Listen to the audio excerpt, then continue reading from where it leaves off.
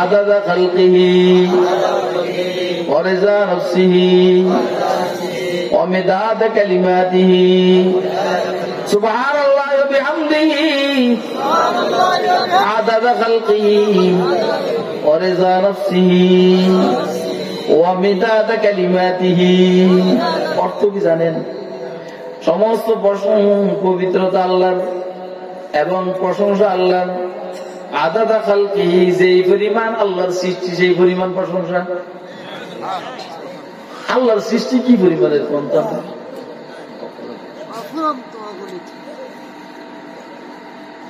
ওয়াজিনাতা আরশিহি, আরশ যত বড় এই পরিমাণ ওজনে সুবহানাল্লাহ বিহামদিহি। ওয়া মিদাদা কালিমাতিহি, আল্লাহ পাকের কথাগুলো লেখার জন্য যে পরিমাণ কালির দরকার সেই পরিমাণ ওজনের। ওয়া রিজা নাফসিহি, আল্লাহ পাক রব্বুল আলামিন যে পরিমাণ পড়লে খুশি হবেন সেই পরিমাণের। বুঝেন নাকি? বুঝেন নাকি? আপনারা খান বিড়িয়া সিগারেটে দাঁড়াইয়া মুতেন, শ্বাসেন দাড়ি, এগুলো বুঝেন কি যোগ্যতা আছে? আমরা তো ওয়াজ করতে পারি না। ঘরে কবে যে হুজুর বড় সুবহানাল্লাহি ওয়া বিহামদিহি আদাদা খালকিহি ওয়া রিজা নাফসিহি ওয়া জিনাতা আরশিহি ওয়া মিদাদা কালিমাতিহি। তাহলে হুজুর জিকির করছেন না? আরে কথা কয় না? ফজরের পরে সুবহানাল্লাহি ওয়া বিহামদিহি সুবহানাল্লাহিল আযীম। প্রত্যেক নামাজের পরে সুবহানাল্লাহ 33 বার, আলহামদুলিল্লাহ 33 বার, আল্লাহু আকবার 34 বার। জিকির না? কথা কয় না কেন? লা হাওলা ওয়া লা কুওয়াতা ইল্লা বিল্লাহ। আজকে বুখারী শরীফের মধ্যে ছাত্রদেরকে পড়াইছি, ওই যে আমি কি তোমাদেরকে এমন একটা কথা শিখাবো যে কথাটা কানজুম মিন কুনূজিল জান্নাহ, জান্নাতের খনির থেকে একটা বস্তু। এটা হলো লা হাওলা ওয়া লা কুওয়াতা ইল্লা বিল্লাহ। এটা দুনিয়ার মার্কেটে পাওয়া যায় না, এটা জান্নাতের সিন্ধুকে পাওয়া যায়। কোথায় পাওয়া যায়? আরে বলেন আপনারা হুজুর জিকির করছেন কি করেন নাই? কিন্তু করছেন নি? আরে কথা কয় না? কুস্তি খেলছেন নি? হুজুর কুস্তি খেলছেন? খেলছেন? হ্যাঁ, কুস্তি খেলছেন। রুকানা এত ওজনী, সেই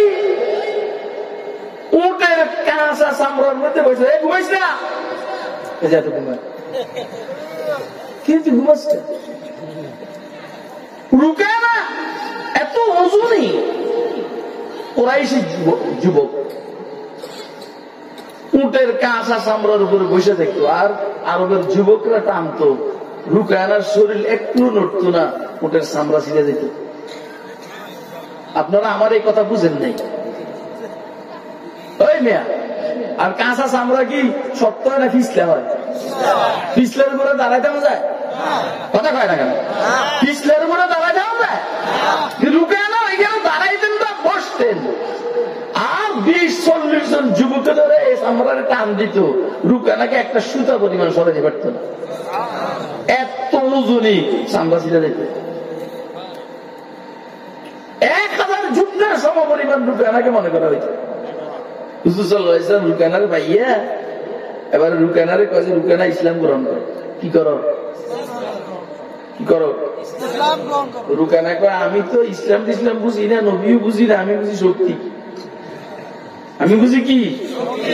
মুহাম্মদ তুমি যদি আমার শক্তি দিয়ে হইতে পারো তো তুমি যেমনি করবে এমনি। দেখছেন? আমি যদি একজনের দাওয়াতি ভাই, বাবা তুই কইছিস বস, আমার কাছে কেউ বসলে চাইতে পারে না। অজগর সাগরের সামনে পড়লে কেউ আর প্যাডের পিঠে ঢুকে ছাড়া মাস কেটে যেতে পারবো না। আমি এই মেজাজের ওস্তাদ, এই মেজাজের আলোচক। তোর মুতের দরকার হলে তো আগে মুতে আইনি না কেন? আমার বক্তব্য বললো এইটা। রুকানা কয় যে আমি অত নবী বুঝি না। বুঝলেন না? আমি বুঝি যদি তুমি যদি আমার সাথে শক্তি দিতে পারো তাহলে তুমি যা বলবে আমি তা মাইনে নিই। চ্যালেঞ্জ করছি। হুজুর সাল্লাল্লাহু আলাইহি ওয়াসাল্লাম বলছেন টেনশন করার দরকার না, আমি তৈরি, তুমি যা বলবে আমি রেডি। রুকানা আশ্চর্য হয়ে গেছে, এখানে জীবনে মোহাম্মদ কোন সময় কুস্তি খেলে না, আগে এমন লোক কুস্তি খেলবো, আরবের সবচেয়ে বড় বাহাদুরের সাথে কুস্তি খেলবো। ওই যে দুইটা দৌড় মারছে। আমি কইতে থাম, আমি তো একটা ওস্তাদ তো শিক্ষক না, তুই উঠবি আর যাবি, আমি কমো আমার বুঝে, আমি তো এই 10 মিনিট করে ছেড়ে দিব, আমি তো তাহলে চলি রে মাইসে বই সেটা কেউ শুনে তুলে না, তোরা উঠবি আর বসবি আর যাবি, আমি ওয়াজ করবো, আমার বুঝতে পেরেছি। আল্লাহু আকবার। রুকানা রেডি, হুজুরের সাথে মল্লযুদ্ধ করবে, আর হুজুরও রেডি। এবার রুকানা কয় বিসমিল্লাহ ওয়াল উজ্জা, লাত আর উজ্জার নামে শুরু করলাম। যেমন উনি কয় মুদি আর নেতানিয়াহুর নামে শুরু করলাম, কথা কয় না? শুরু থেকে এই পর্যন্ত তার আর বিশ্বাস ছিল যে মুদি আমার ক্ষমতা বাঁচাবে, নেতানিয়াহু আমার ক্ষমতা বাঁচাবে। আল্লাহ বলেন খবরদার, ক্ষমতার মালিক ওরা না, ক্ষমতার মালিক আমি। গাদারা মুলক বখশি গায়ে সারা চৌগাদা, গাদারা মুলক বখশি গায়ে সারা চৌগাদা, আজ বরায়ে নিমনান দরবদর হেরা গুনি। রুকানা কয় বিসমিল্লাহ ওয়াল উজ্জা, হুজুর বলেন বিসমিল্লাহির রহমানির রহিম। চিল্লে এখন না সুবহানাল্লাহ, বুঝেন না? রুকানা কয় বিসমিল্লাহ ওয়াল উজ্জা, হুজুর বলেন বিসমিল্লাহির রহমানির রহিম। দর্শন উঠেছেন মাটিতে, আসার মারছেন। রুকানা কয় আরে হুজুর কয় কি রে,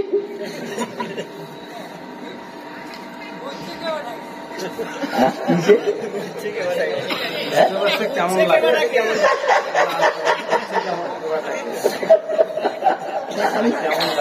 বুঝছি, আমি বুঝছি, পরের বার বুঝছি আমি। वो नबूवत है मुसलमान के लिए बरगे हशीश, ওই নবুয়ত পয়গম্বরী, এটা হইল পানির স্রোতের খড়কুটার মতন।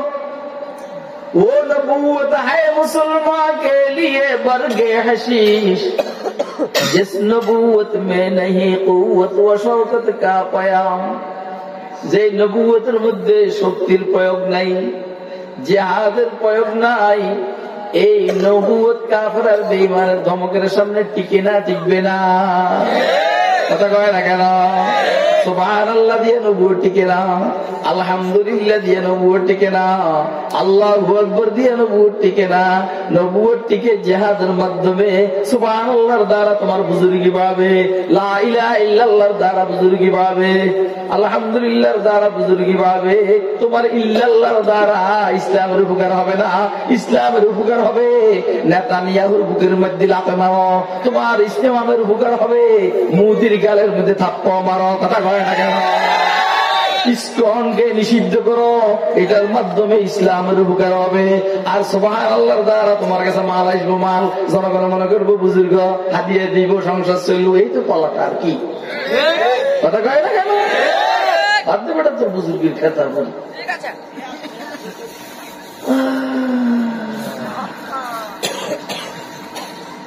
হয়তো বুঝেন, ডুবেন ওই জায়গায়, ডুবেন যেখানে পানি নাই। হয়তো বুঝেন মানে ডুবেন ওই জায়গায়, ডুবেন যেখানে পানি নাই। হুজুর সাল্লাল্লাহু আলাইহি সাল্লামের ছেলেগুলোর আল্লাহ নিয়ে গেছেন। আব্দুল্লাহ ইবনে আব্বাস বলেন, যদি হুজুরের ছেলেগুলা থাকতো, যদি কেউ একটা কইতো যে আমি নবী, তাইলে দেখো যেমন আমাদের দেশের বিরুদ্ধে দেশের মানুষের সহযোগিতা করতে আছে, অথচ একথা বলা উচিত ছিল যে আমি 16, 17, 18 বছর আসলে আমি সরি বেশ কম করে বলেছি, এই জন্য আপনারা আমার উপরে ক্ষুব্ধ, আমার মাফ করে দিবেন। বেয়াদব ওইখানে গিয়ে ষড়যন্ত্র করে ওর সুরের সাথে সুর মিলিয়ে কথা বলে, মুদির সুরের সাথে সুর মিলিয়ে কথা বলে, ইসকনের সুরের সাথে সুর মিলিয়ে কথা বলে। আমাদের বুঝতে আর বাকি রইল না, মুদি যেমন বাংলাদেশের শত্রু, ইসকন যেমন বাংলাদেশের শত্রু, উনিও বাংলাদেশের শত্রু। কথা কি বুঝে আসতেছে? হ্যাঁ, ভালো করে বুঝবেন, খুব ভালো করে বুঝবেন।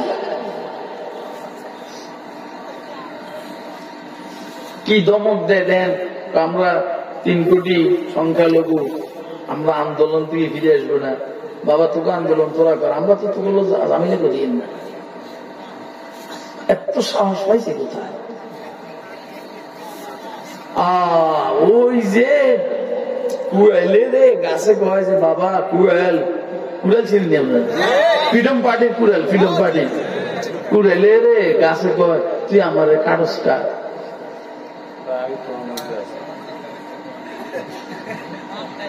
ও আমি তো কাঁদি না, আমার ফোন দিয়ে বাংলা কথা কইতেছি, পাঁচটা দিয়া তোর জাতি বাই ঢুকছে, তুই যেরকম কাঠ এরকম কাঠ কদ্দুর ঢুকছে আমার পাশা দিয়া। এই তো তোর মানুষে তোর জাতি বেড়ে দইরা আমার উড়াইতে সব সময় দেয়। ঠিক অবস্থা আমাদের বাংলাদেশে, কথা কয় না? বাংলাদেশের জন্য বাংলাদেশের নেতার নেত্রীরাই দুশ্মনার শত্রু। এই জন্য দোস্তরা ভাগাভাগি নাই, জাতীয় ঐক্যের বিকল্প নাই। কথা কয় না? আওয়ামী লীগের ভালো মানুষ যারা আছেন, আওয়ামী লীগের, বিএনপির যারা আছেন, জাতীয় পার্টি যারা আছেন, ইসলামী দলগুলোর যারা আছেন, সব একসাথে হইয়া পেশিবাদকে প্রতিহত করতে হবে। আপনারা কে কে তৈরি আছেন? হাত ধরে দেখেন না।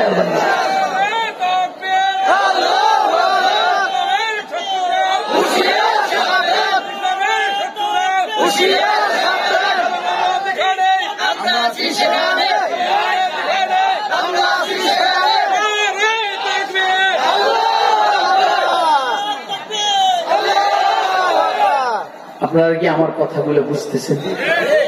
তাফসীরে আলোচনা আল্লাহর রহমতে আমি করতে পারি, কিন্তু এই মজমার যে অবস্থা, এটা ফিউর তাফসীরে আলোচনার মজমা নয়। আর এত রাত্রে যদি আমি কালসের অর্থ শুরু করে দিই তো ওই ভাবলিকে বুঝু কি কয়, ও কি কয়, মন্ত্র করে মন্ত্র যাই গে। তাহলে দোস্ত আবার আলোচনা চলছে হুজুর সাল্লাল্লাহু আলাইহি সাল্লামের ছেলেগুলোকে আল্লাহ নিয়ে গেলেন কেন? নিয়ে গেছেন, আল্লাহ কিছু বলেন নাই, রাসূল কিছু বলেন নাই। রাসূলের সাহাবী আব্দুল্লাহ ইবনে আব্বাস রাদিয়াল্লাহু তাআলা আনহু বললেন, হুজুরের সন্তানগুলো যদি থাকতো, ছেলেগুলা, হয়তো বা কেউ একজন নবুয়তের দাবি করে বসলে হুজুরের খতমে নবুয়তের গলা দিয়ে ছুরি মারা হইতো। অথচ হুজুর বলছেন, আনা খাতামুন নাবিয়্যিন লা নাবিয়্যা বাদি, আমি সর্বশেষ নবী, আমার পরে কোন নবী নেই। কথা কয় না? আসেনি? হুজুর পরে নবী আছে নাকি? আজকে ওয়াজ করছে আমার ভাই মাওলানা ফজলুল করিম, ফজর নামাজ, জোহর নামাজ, আসর নামাজ, মাগরিব নামাজ, কত কথা কইছে না? এই দিন আমি ওইখান থেকে শুনছি এবং খুব মনোযোগ দিয়ে শুনছি। আমার কাছে ভালো লাগছে। ভালো লাগছে মানে বলে আমি পারি না পারি এটা বিষয় না, কিন্তু কথাগুলো এই মজমার মধ্যে বলছে, আমার কাছে ভালো লাগছে। সূর্য উঠার পরে আপনি বলেন তো আর কোন আলোর দরকার আছে? হ্যাঁ, যখন সূর্য উঠে দিনে 9টা 10টা বাজে লাইট জ্বালায় না? হ্যাঁ, লাইট জ্বালায় কখন? হ্যাঁ, আর ফজর নামাজের সময় হয়ে গেলে আলো নিভে ফেলে। আমাদের বাসায় নাতি নাতির আছে তো ছোট মোটো, তো হেদের জন্য রাত্রে আলো জ্বালিয়ে রাখে, কিন্তু যখন ফজরের সূর্য টুর্য উঠে যায় আলো নিভে যায়। শেখ সাদি কি কবি শুনবেন, আল্লাহ কো রোজ রোশন শমঈ কাফুরি নিহাদ, আল্লাহ কো রোজ রোশন শমঈ কাফুরি নিহাদ, সুদ বিনি কলব সবরুগ নবাশত দর চরাগ। যে ছাগল আর পাগলে দিনের বেলায় বাতি জ্বালায়, এমন হওয়ার খুবই সম্ভাবনা রাত্রে বেলায় বাতি জ্বালাই বললে তেল পাইব না। কথা কয় না কেন? যে পাগল আর ছাগল দেশের টাকা চুরি করে বাইরে সাপ্লাই করে, দেশ চালাইবার জন্য ব্যাংকে আর টাকা পাবে না। মিশিনি কথা। আমরা আমার কনফিল্ডে যে রাজনীতি করি, রাজনীতি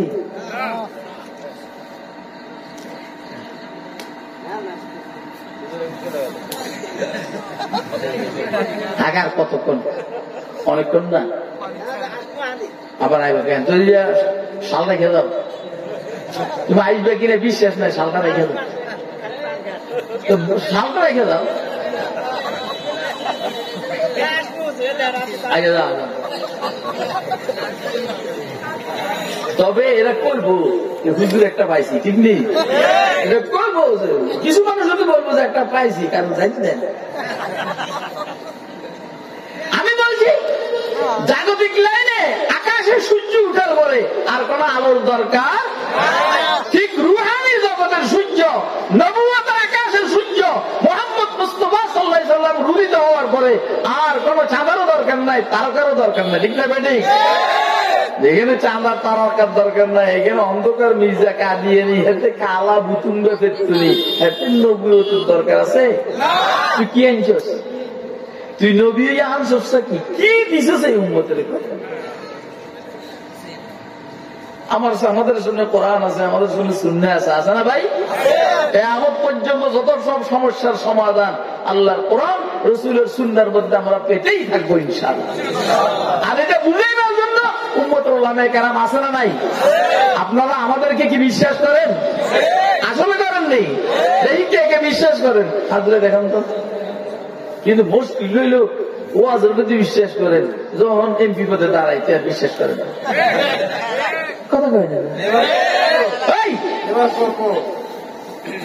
ওয়াজের প্রতি বিশ্বাস করেন, কোন হুজুর বহুত বড় আলেম, হুজুর সব ঠিক আছে, বহুত বড় আল্লাহওয়ালা, কোপালের মধ্যে শহীদার দাগ, তসবিহ, তাহলিল, জিকির, কিন্তু রাজনীতি আমাদের এদেশের বড় বড় যারা ফিগার রাজনীতি করেন না, রাত্রে 1টা 2টা বাজে ফোন করে রাজনীতি শিখে আমার থেকে। আপনারা তো এটি বুঝবেন না। আমরা রাজধানী ঢাকায় থাকি, আল্লাহ উপদেষ্টাদের সাথে কথা হয়, এরা বুদ্ধি নেই হযরত কেমনি কি করবে।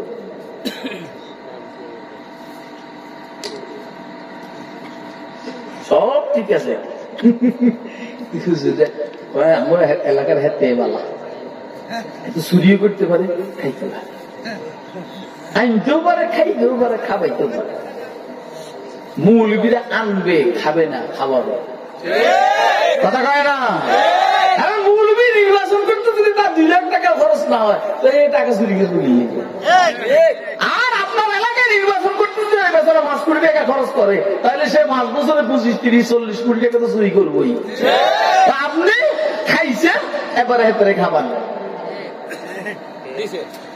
কথা কি আপনারা বুঝতেছেন? এই জন্য সামনের নির্বাচন মারাত্মক বিষয়, কিন্তু কথা কয় না? এই যা মাওলানা ফজলুল করিম সাহেব বলছেন শেষের দিকে, ব্যক্তি জীবন, পারিবারিক জীবন, তারপর মহল্লা, তারপর সামাজিক জীবন, তারপর রাষ্ট্রীয় জীবন, সব লাইনে ইসলামের দরকার। কি রে